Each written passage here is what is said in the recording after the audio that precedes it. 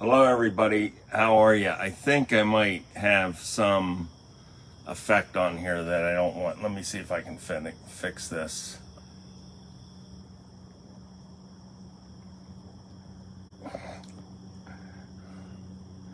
Oh boy, here I go again, huh?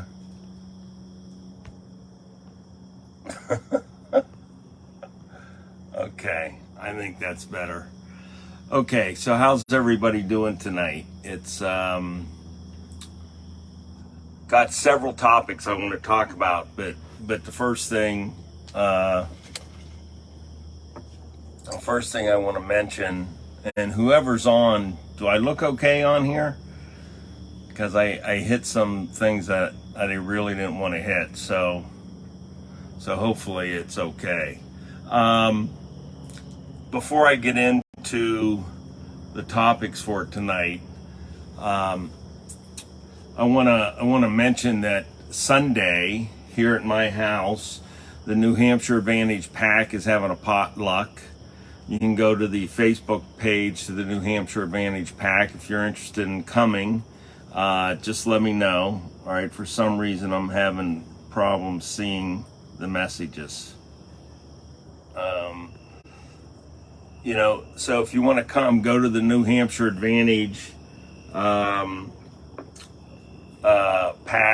Facebook page and let us know.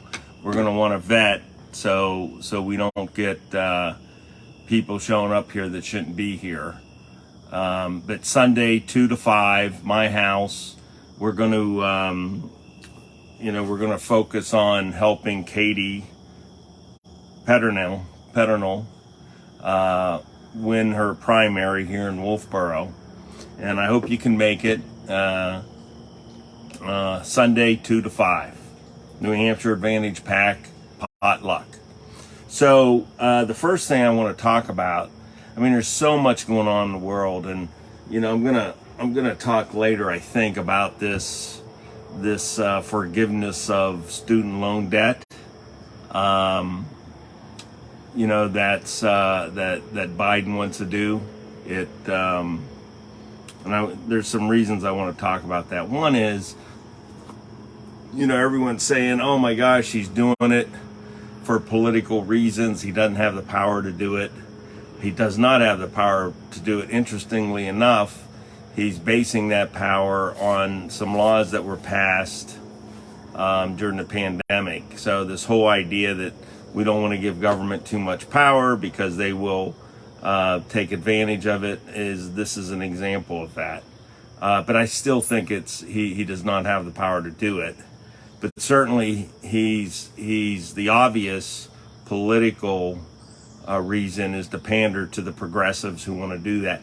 But here's something else that I think is and I cannot see these comments.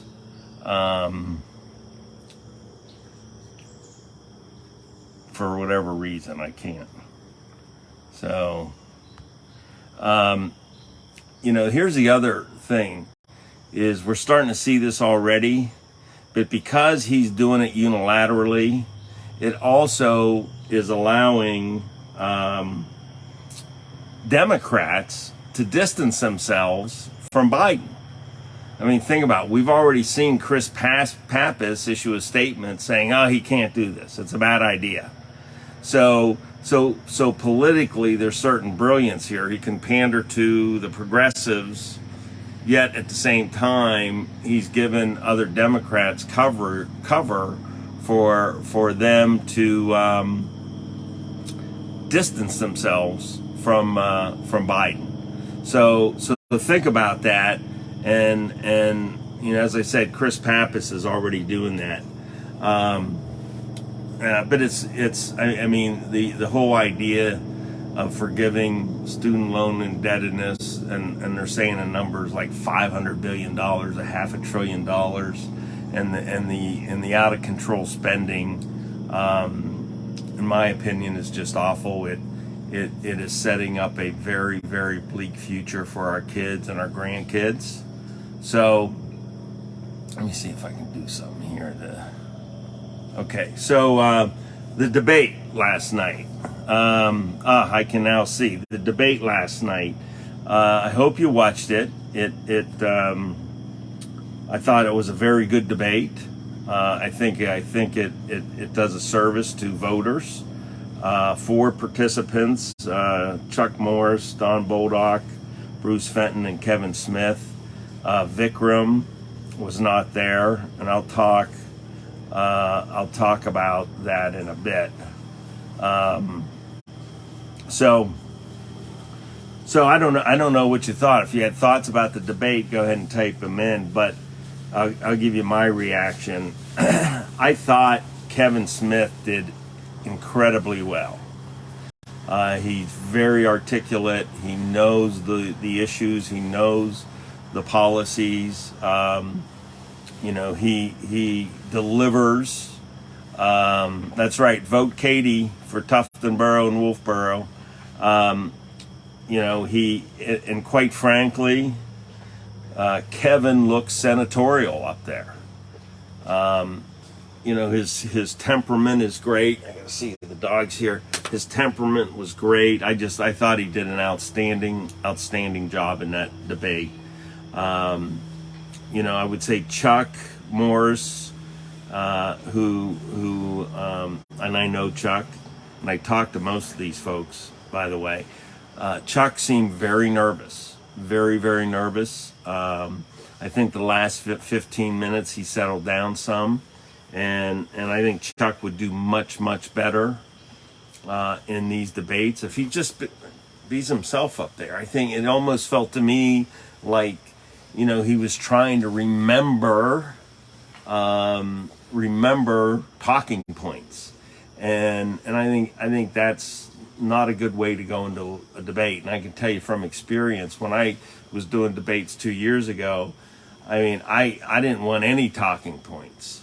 I studied the policies, I studied the subject matter, I knew them well, and I went in relaxed, so I could basically improvise and talk because I knew the subject matter, but I was relaxed.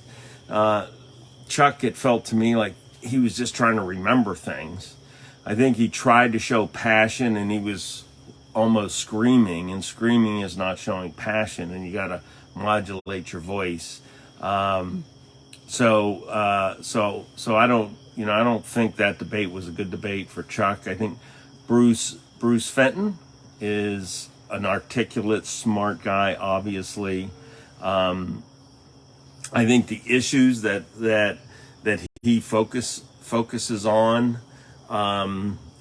do not appeal to many people, and quite frankly, I agree with a lot of the issues that he focuses on. He's a liberty guy. I'm a liberty guy, but I think there's a way to talk about liberty and small government that in a more appealing way than he does. So it just feels to me like it's going to be hard for Bruce to appeal to enough people to win the primary. Don Bolduc was Don Bolduc.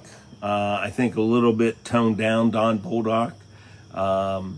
Not much substance. He seemed confident to me, which was good for him. And I think that's why it was toned down a little bit. So I think he did better than usual, but I don't think he did well. One of the things, there's not much substance in what Don says in these debates. He kind of says the same thing over again, that there's bad leadership, there's no strategy, people don't work together. He just says that over, and substantively he doesn't say much. So Julie Sims said Don Bolduc crushed it last night. I don't agree. I think Kevin Smith crushed it last night. So it it was an interesting debate. Winners, losers. I think Kevin Smith by far outperformed all the other candidates, and I would say the other three were sort of, in the same area. And so, but it's good. It's good information. It's it's a good way for voters to see who the candidates are and what they believe in, how they present themselves, how well they know the issues, the policies, the subject matter. I think that's very important. I think there's far too many politicians that just say talking points, and they really don't know the issues. Now, Vikram was not there, which I found interesting, and I've kind of looked into it, and I've talked to Vikram about it, by the way. And what I've been told is that he did not meet the criteria that Newsmax set, and I suspect that's because of the St. A's poll where Vikram came in very, very low. I think it would have been good if he had been there. I will say this, and I try to be very, very objective on this stuff, and I one of the things I've done is I kind of checked, what the candidates are doing as far as TV time leading up to the primary day, September 13th, and Vikram canceled his TV for that week or 10 days leading up to the primary. I asked him about it. I said, Vikram, what's going on? And he said that they brought it down, but they're going to they're going to go ahead and buy some TV. So we'll see. I'll keep checking it. But typically that's a bad sign if someone's pulling down on the TV.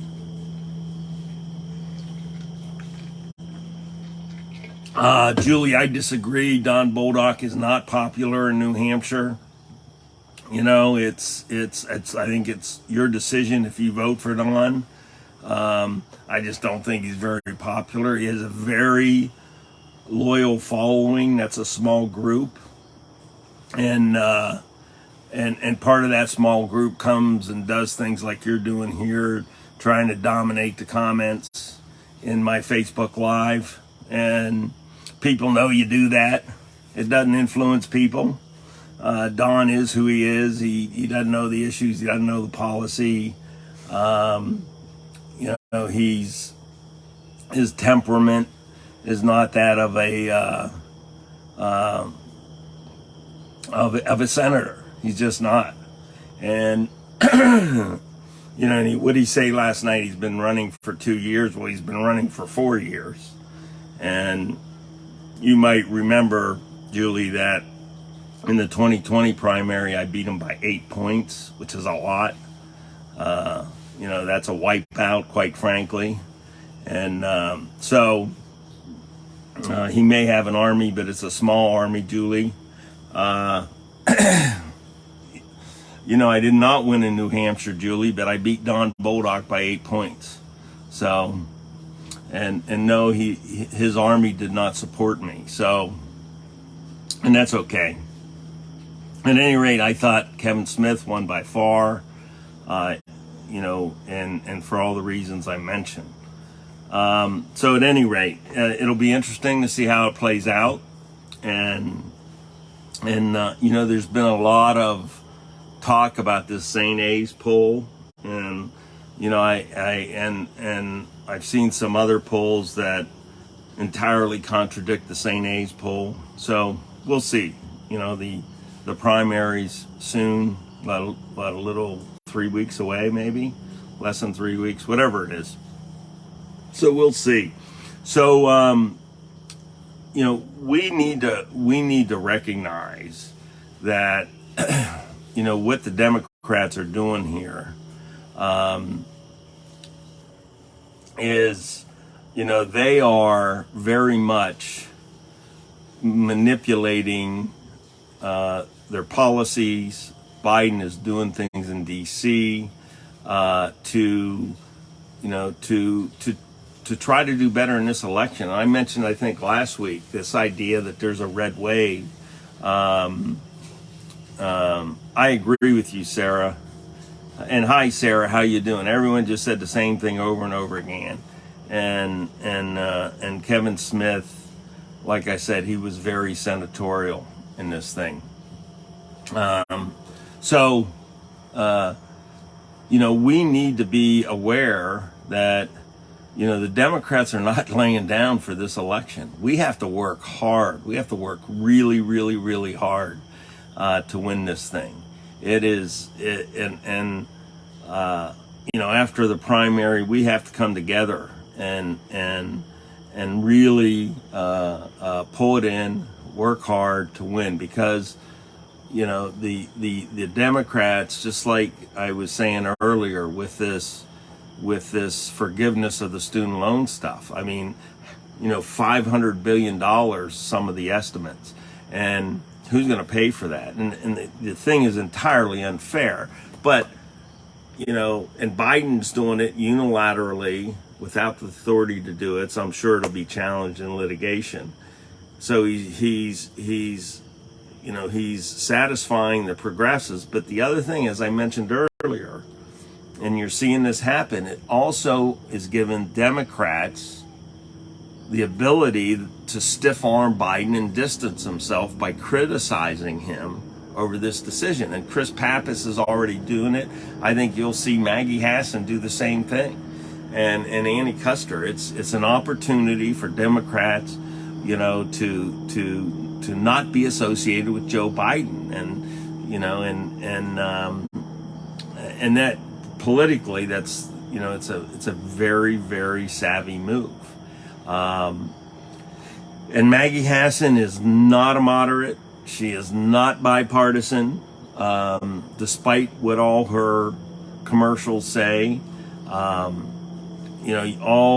That's right, Tom. Republicans need to get out and vote. If you look at her history, she does exactly what Chuck Schumer wants her to do on the major issues. Now, here's something interesting that you're probably people not unity. That's right, Victoria. Here's something interesting that you're hearing from Manhattan Maggie. I call her Manhattan Maggie or Hollywood Hassan because that's where she gets all her money.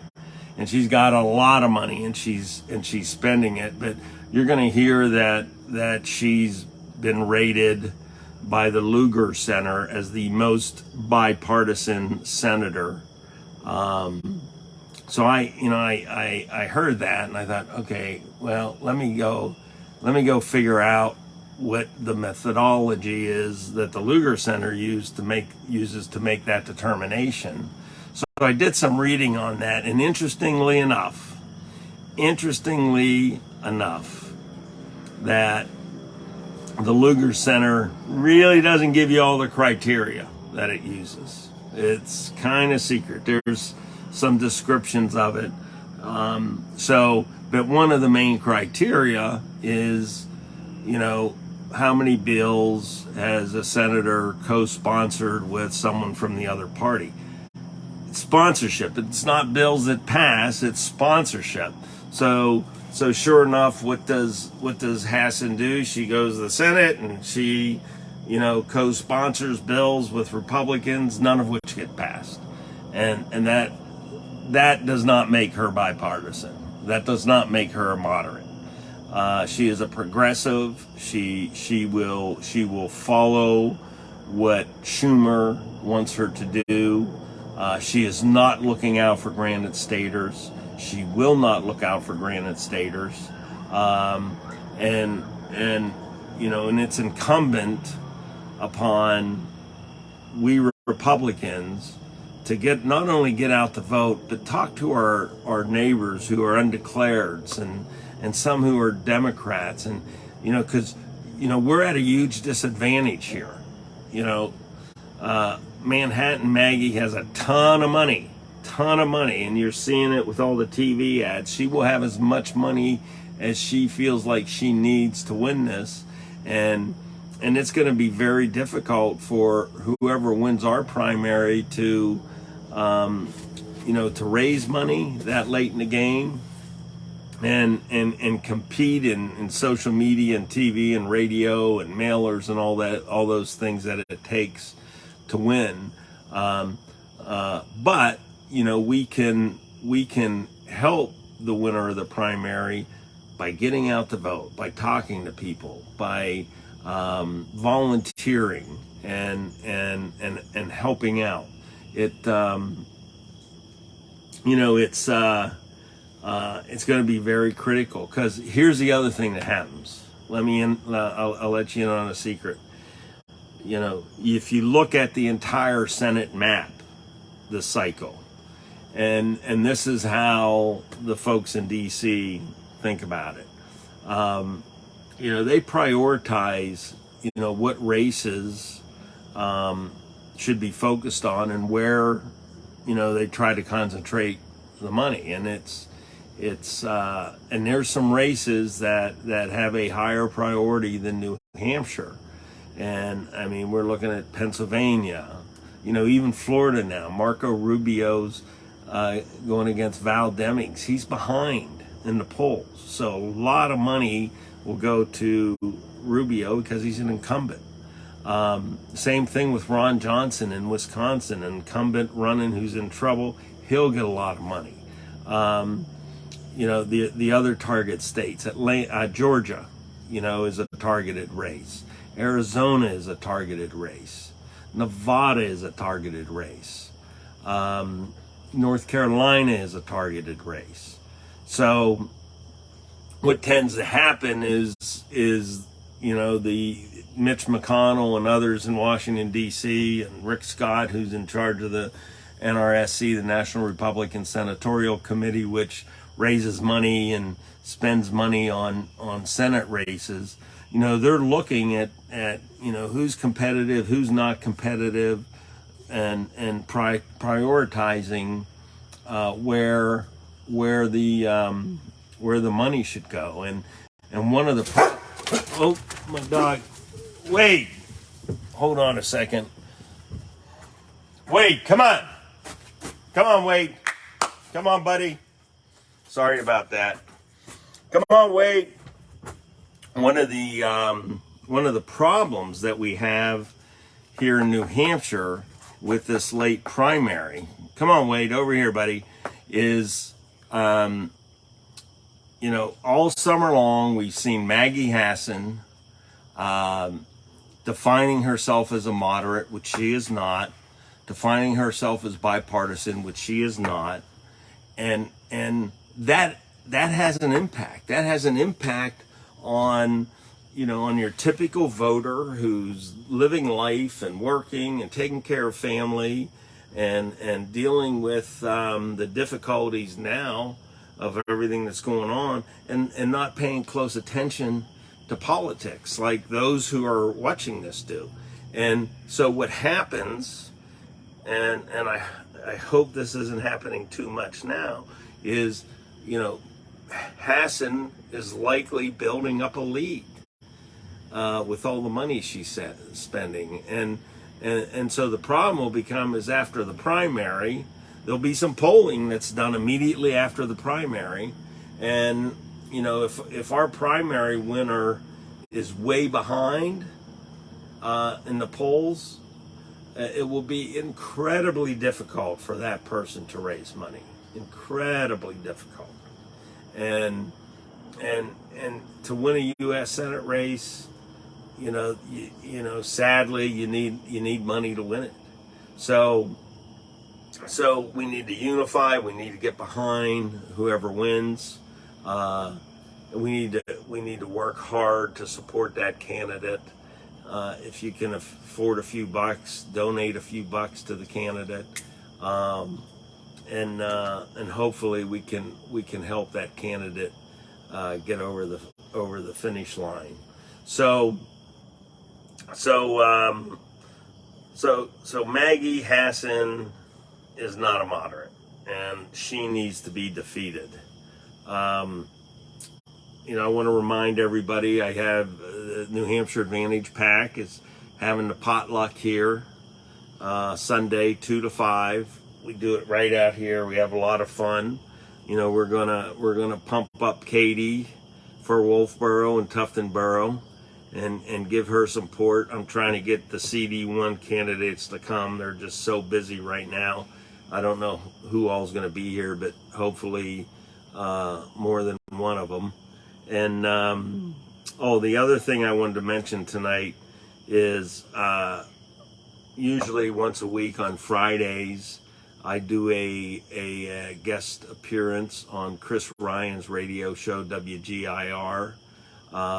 We talk about politics. I'm going to be on there tomorrow at 8:35. So if you want to listen in, WGIR, Chris Ryan show, and listen to what we have to say. We usually have a pretty good, lively discussion. So there you have it. It's don't be fooled. Don't be fooled by what Biden is doing. Don't be fooled by the media. It was interesting. I try to gather as much information as I can, and I get it. I read a lot. I watch mostly Fox News, but sometimes I watch some of the other channels. I actually started, looking at political stuff on TikTok, and so there was some liberal on there, and just saying how stupid we Republicans are, and how stupid Fox News is, because Fox News had somebody on that said Trump can, as president, when he was president, he had the power to declassify documents.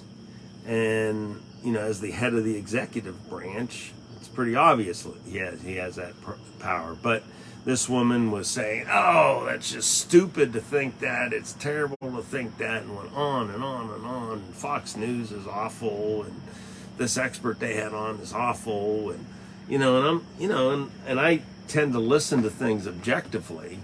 My son Thomas is calling. So I'm thinking, wow, I always thought the president had the power to do that. So of course I do what I usually do in those situations is I go and do some research, and really in about 2 or 3 minutes, there was a political fact check on that, and sure enough, the president has the power to declassify documents. Now, if the president doesn't declassify and it gets into the bureaucracy to declassify, it's a very complicated process. But the president has the power to do it, and PolitiFact said so. So what I did is I took that that URL and I put it in as a comment on that lady's TikTok, and maybe she'll actually read it. So at any rate, thanks for joining. And by the way, I think the Facebook Live I did last week, I think we got 350, 400 views, which is amazing. When you think about it, if politicians go to speak somewhere, if they have 30 or 40 people in the room, it's a big deal.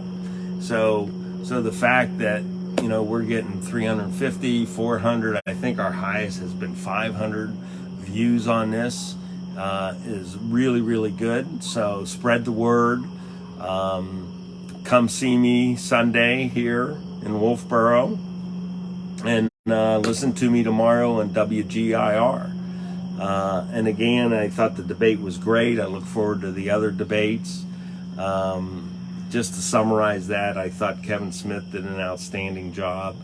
And I thought the others, I think Chuck needs to improve, and Bruce's issues are just not issues that are going to appeal to people. And Don is Don. He just says the same thing over again. He really doesn't have much substance. So at any rate, thank you for listening, and we'll see you next week, next Thursday. I'll do another Authentic with Corky Messner and spread the word. And again, if there's something you want me to talk about, send me an email, corkymessner@gmail.com. My phone number is out there somewhere, 603-515-6542. And thanks a lot, and have a great evening. Bye-bye.